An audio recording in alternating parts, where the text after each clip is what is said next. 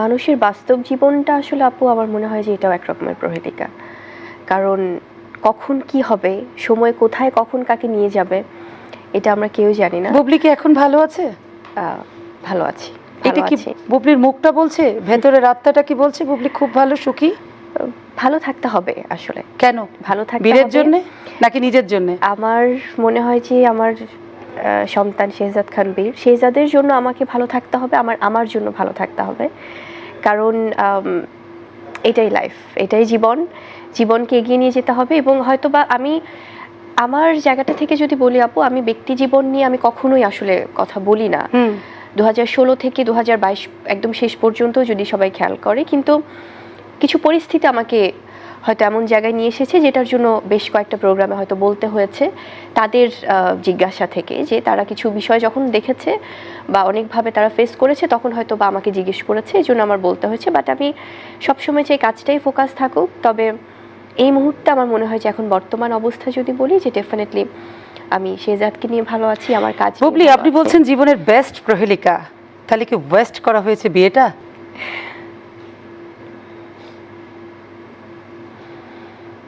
বুবলি চোখে না কোনো পানি দেখবো না, কারণ বুবলি নিজের মেধা যোগ্যতায় বুবলি একটা যোগ্য মানুষ, বুবলি একটা পরিপূর্ণ মানুষ, বুবলি একজন শিক্ষিত মানুষ। কিন্তু সেই জায়গাতে যে তখন প্রশ্ন তোলে মানুষ যে বুবলিকে যে ছেড়ে গেছে, বুবলিকে যে অপমান করে, বুবলিকে যে অপবাদ দেয়, সেই বুবলি সেই মানুষটাকে নিয়ে কথা বলার সময় কেন তার চোখে পানি আসে? সেই মানুষটি অর্থাৎ শাকিব খানকে বুবলি কতটা ভালোবাসে, কতটা ঘৃণা করে? এটা আমার মনে হয় যে আসলে ইমোশনটা আমার বন্ধ করে দেওয়া উচিত। আমার ভালোবেসে ধোঁকা খাওয়ার জায়গাটা থেকে কষ্ট দেয়।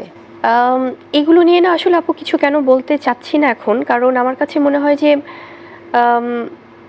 কিছু বলার নেই আসলে। কারণ যেই মানুষটার আমি যদি আমার ব্যক্তি মানুষের কথা বলি, কি বলবো, হয়তো বা আপনারা যখন জিজ্ঞেস করেন বা কোনো কিছু হয়তো আমি ইমোশনাল হয়ে যাই, কারণ আমার চোখের সামনে তো অনেক কিছু ভেসে ওঠে। এই অভিনয় কি উনি এরকম কাঁদতে পারে?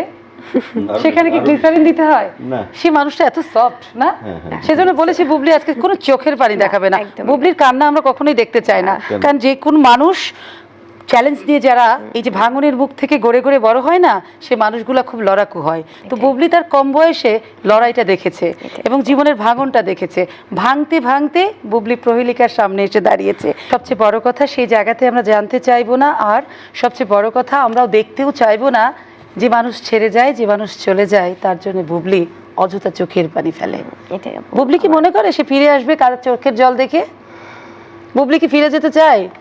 আমি আমার শেহজাদকে নিয়ে থাকতে চাই, আমি কাজ নিয়ে থাকতে চাই। কারণ সম্মানটা খুব বড় বিষয়, যেখানে আসলে যে কাজটাই করি আপু, ওই আমার পৃথিবী, ওর সাথে আমার সব কানেকশন। এবং আমার তো চলচ্চিত্র পরিবারটা আমার একটা দায়বদ্ধতার জায়গা। তারা আমাকে এত দিয়েছে, এত ভালোবাসা দিয়েছে, আমার অডিয়েন্সের কাছে এতভাবে পৌঁছে দিয়েছে। তো সেখান থেকে তো আসলে আমি যদি খুব ইমোশনাল হয়ে ভেঙে পড়ি, আমার মনে হয় এটা নিজের সাথে নিজের ইনজাস্টিস হবে না। মানুষের সরলতা থাকুক না কেন, সরলতার একটা বহিঃপ্রকাশ তার চোখের জল। চোখের জলটুকু না থাকলে, তো পানিটা না থাকলে মানুষ যে সরল আছে, তার বিরুদ্ধে আবেগ ইমোশন, বুবলি আবার ভালোবাসতে পারে, বুবলি আবার প্রেমে পড়তে পারে, তাহলে তো এই সম্ভাবনাগুলো থাকবে না। বুবলির জার্নিটা তো কেবল শুরু হলো। বুবলি তো খুব ছোট মানুষ, বুবলি তো পুরোটা জীবন পড়ে আছে, ব্যক্তি জীবন, চলচ্চিত্রের জীবনে পড়ে আছে, ব্যক্তি জীবনটাও পড়ে আছে।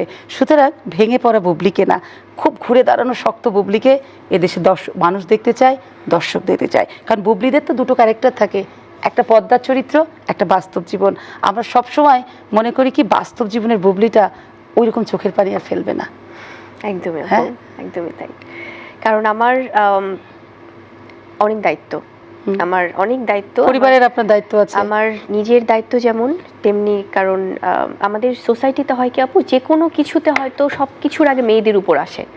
এটা আমাদের একটা প্র্যাকটিস বলবো না কি বলবো, কিন্তু এটা আসলে হয়ে আসছে। কেউ ছেড়ে গেলেও, ছেলেরা ছেড়ে গেলেও মেয়েদের দোষ, এটাই মানে সবাই ছেড়ে গেলে মেয়েদের দোষ হয় কেন? এটাই আসলে সমস্যাটা কোথায়? ছেড়ে যাবেন আপনারা, দোষ দিবেন মেয়েদেরকে, মানে কি? যে ছেড়ে যায় হ্যাঁ তাকে চলে যেতে দিন না কেন? তার মানে সে তো আমার কোনোদিন ছিলই No, না। আপনি রাইট, কেন না? ঠিক। তাকে ধরে রাখতে চান কেন? দুরকম কথা কেন বলবেন? হ্যাঁ? যে ছেড়ে যে চলে যায় তাকে চলে যেতে দিন। ওখানে আছে কি মাহফুজ, ওইখানে নারীদের একটা দুর্বলতা আছে। কারণ নারী যদি সত্যিকার অর্থে কাউকে ভালোবাসে, সে যত বড়ই ক্রিমিনাল হোক না কেন, মনের মধ্যে ওই ছবিটা, ভালো লাগার ছবিটাতে পুষে রাখে। ক্রিমিনাল ছবিটা না সে দেখতে চায় না, তার দুর্বল মুহূর্তে ওই মানুষটার ভালো মুহূর্তগুলোকে মনে করে, তখন চোখের পানি আসে। তখন মনে করে মানুষটা এমন হতে পারে। মাহফুজ আমাকে এত কথা দিয়েছিল, এত হাত রেখে কথা বললো, এত ভালোবাসার কথা বললো, সে আমাকে এত স্বপ্ন দেখালো, লোকটা বিশ্বাসঘাতক, এটা করতে পারলো? চোখের জল দুই রকম হয়। একটা ফেক। নো, একটা হয় নরম, হ্যাঁ। যেটা আবেগ থেকে আসে, হ্যাঁ। আর একটা হচ্ছে দ্রোহ, প্রতিবাদ থেকে কিন্তু চোখের জল আসে। মেয়েদের দুটো চোখের জলকে রপ্ত করতে হবে এবং ভাষা জানতে হবে। খুব কঠিন কথা বলেছে। একটা দুরূহ চোখের দল, দুষ্প্রাপ্য চোখের জল, যেটা আচ্ছা এখন থেকে না, দ্রোহ, প্রতিবাদ, বিদ্রোহের জল, হ্যাঁ, বিদ্রোহ থেকে যে জল আর দুর্বলতার যে পানি, সেইটাকে পরিত্যাগ করে দ্রোহের জলটা আনা দরকার, তাই না?